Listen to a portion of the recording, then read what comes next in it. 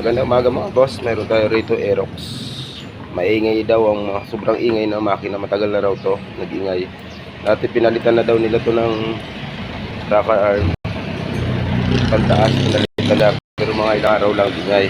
Ngayon, may na-encounter ako rito sa NMAX. Kapag nung pinalitan ko kasi na to yan, pinalitan ko ng panloob. Pag kinakabit ko na yung okay naman yung oil pump niya. Pag hindi nakabit yung head cover, pinaandar mo, lumalabas. Kaso pag yung kinakabit ko na yung head cover, doon hindi na siya malabas yung langis. Kaya minsan check nyo yung butas yung nagsusupply sa rocker arm ng langis. Minsan nababarahan yung kaya ilang minuto lang nag-iingay ulit yung motor nyo. Ngayon subukan natin paandar ito. Ito sigurado to marami na nadamay ito kasi pinaandar pa nila ng ilang araw. Subukan natin pandarin kung andar pa siya. Kasi parang sobrang ingay na kagabi. Subukan natin. Ayun, kung naririnig nyo ingay. Ayun, naririnig nyo yun. Sobrang ingay na. Ayaw na dumiretso yung andar. Hirap na.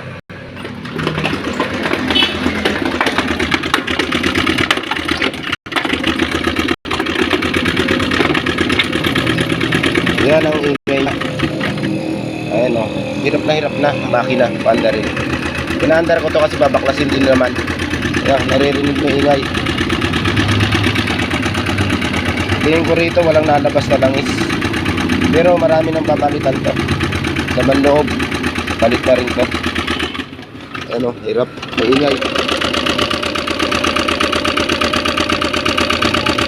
Grabe ingay ng makina. Ayaw na dumiretso o.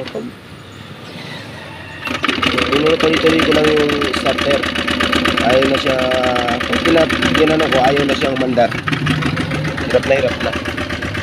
Ayan. Ayan. Aerox. Kaya may papalit. Babaklasin ko ng makina nito. Hirap na siya paandarin. Maraming salamat mga boss. Magandang umaga sa lahat.